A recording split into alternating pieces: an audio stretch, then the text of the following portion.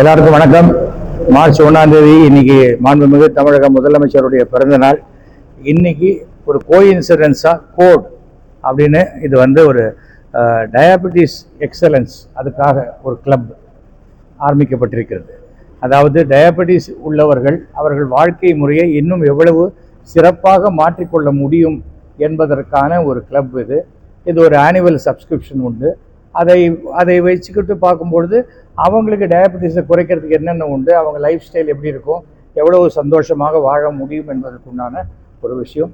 அஸ்வின் கருப்பன் என்னுடைய சன்னுடைய classmate and என்னுடைய family friend, இவர் ஆரம்பித்திருக்கிறார். இது மிகப்பெரிய அளவுக்கு வெற்றி பெறும் என்ற நம்பிக்கை எனக்கு இருக்கிறது. ஏன்னா எதை செய்தாலும் அதை ஒரு டெடிகேஷனோடு செய்யணுங்கிற எண்ணம் யாருக்கு இருந்தாலும் அவர்கள் அதில் வெற்றி பெறுவார்கள். அதில் அஸ்வின் கருப்பன் நம்பர் 1ஆக இருக்கிறார். ஓகே சார், வேறு ஏதாவது வேணுமா? இல்லையா? மும்மொழி கொள்கை தமிழ்நாட்டுக்கு இருமொழி கொள்கை தான் சரியாக வரும். மும்மொழி கொள்கை என்பது எப்படியாவது இந்தியை திணிக்க வேண்டும் என்பதற்காக அமித்ஷா கூட இப்போ சொல்லிட்டு போனார், நாங்கள் இந்தியை திணிக்க மாட்டோன்னு. ஆனால் அதை ஹிந்தியில் தான் சொல்லிட்டு போனார். ஃபஸ்ட்டு தெரிஞ்சுக்கணும், நாம் எந்த ஊருக்கு போகிறோமோ அந்த ஊரில் போனால், அதாவது necessity is the mother of invention பாங்க. இப்போ எனக்கு பாம்பேயில் ஒரு வேலை கிடைக்குதுன்னா அங்கே போனால் ஒரு 3 மாதத்தில் ஹிந்தி கற்றுக்க போகிறாங்க. ஆனால் இங்கே உடனே ஹிந்தி கற்றுக்க நாளைக்கு அவனுக்கு ஜப்பானில் வேலை கிடைச்சா ஹிந்தியை வச்சுட்டு அவன் என்ன பண்ண போகிறான் ஜப்பானில்? அப்போ ஜாப்பனீஸ் தான் படிக்கணும். அன்ற 3வது மொழி என்பது ஹிந்தி இல்லை அப்படின்னு அவங்க சொன்னாலும், அப்போ ஒவ்வொருத்தரும் ஒரு பையன் ஜாப்பனீஸ் படிக்கிறாங்கன்னா, இன்னொரு பையன் ஃப்ரெஞ்சு படிக்கிறாங்கன்னா, ஒவ்வொரு பையனுக்கு ஒவ்வொரு வாதியார் நியமிக்க முடியுமா? இது தேவையே இல்லை. ரொம்ப ஆண்டு காலமாக மத்திய அரசு என்பது யார் ஆண்டாலும் அது இந்தியை எப்படியாவது கொண்டு வரணும்னு. அதாவது திங்க் குளோபல் ஆக்ட் லோக்கல் அப்படிம்பாங்க. ஆக்ட் லோக்கலுக்கு நமக்கு தமிழ் இருக்குது, திங்க் குளோபலுக்கு இங்கிலீஷ் இருக்குது, அவ்வளோதானே. தேவையில்லாமல் எந்த குழந்தை கேட்டுது எனக்கு ஹிந்தி வேணும்னு சொன்னால் இந்தி பிரச்சார சபாவில் இந்தியை ஃப்ரீயாக சொல்லித்தராங்க. அதை யாரும் தடுக்கலை, எந்த அரசும் தடுக்கவே இல்லை. ஆனால் எல்லா கொள்கைகளையும் அரசியலாக மாற்றப்படும் பொழுது தான் எதிர்ப்பு வருகிறது. அதை மத்திய அரசு புரிந்து கொள்ள வேண்டும். நான் சொல்கிறத நீ செய்யலைன்னா நான் உனக்கு பணம் தரமாட்டேன்னு சொல்கிறது, இது மிஞ்சி போனால் இன்னும் 4 வருஷம் நடக்கும். அப்புறம் அந்த ஆட்சி மாறி போச்சுன்னா அவங்க எதிர்கட்சியாக நின்றுக்கிட்டு தப்பாக பண்ணிட்டோம் தான் சொல்லணும். இதெல்லாம் நடக்காத காரியம். ஏனென்றால் இந்தியா என்பது யூனிட்டி இன் டைவர்சிட்டி.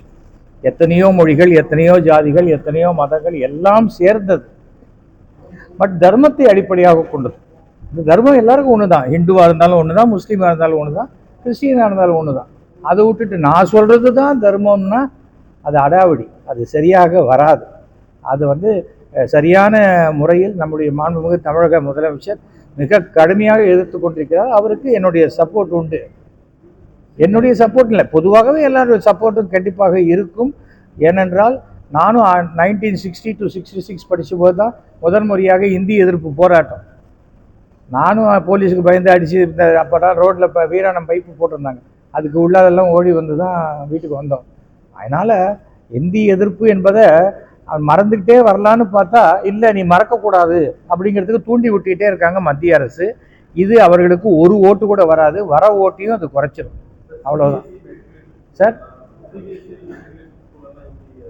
இருக்கட்டும் சார், வேணுங்கிறவங்க படிக்கிறாங்க சார். சிபிஎஸ்சி படிக்கணும்னு சொல்கிறவங்க யார் சிபிஎஸ்சி படிக்கிறாங்க? மத்திய அரசினுடைய வேலையில் இருப்பவர்களுடைய மகன்கள், அடிக்கடி டிரான்ஸ்ஃபர் ஆனால் எந்த ஸ்டேட்டுக்கு வேணால் போகக்கூடியவர்களுடைய குழந்தைகள் தான் சிபிஎஸ்சி படிக்கிறாங்க. அவர்களுக்கு அது தேவைப்படுகிறது. தேவைப்படுறவங்க படிக்கிறாங்க. தேவைப்படுறவங்கள படிக்கக்கூடாதுன்னு சொல்லவே இல்லையே.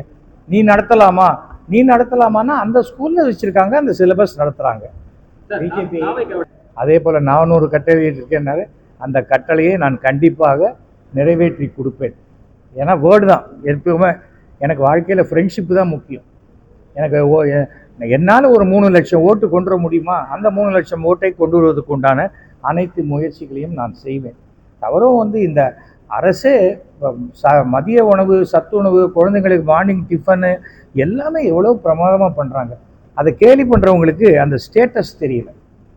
ஒருவேளை சாப்பாடு கூட இல்லாத வயலுக்கு போய் உழைச்சே ஆகணும்னு நினைக்கிறவங்க எவ்வளோ பெற்றோர்கள் இருக்கும் பொழுது, அந்த குழந்தைங்களை நீங்கள் கவலைப்படாதீங்க, உங்கள் பசங்களை என் பசங்களாம் நான் பார்த்துக்கிறேன்னு இன்றைக்கி அப்பான்னு குழந்தைங்க கூப்பிட்றாங்கன்னா அதற்கு தகுதியானவர் தான் மு.க. ஸ்டாலின் அவர்கள்.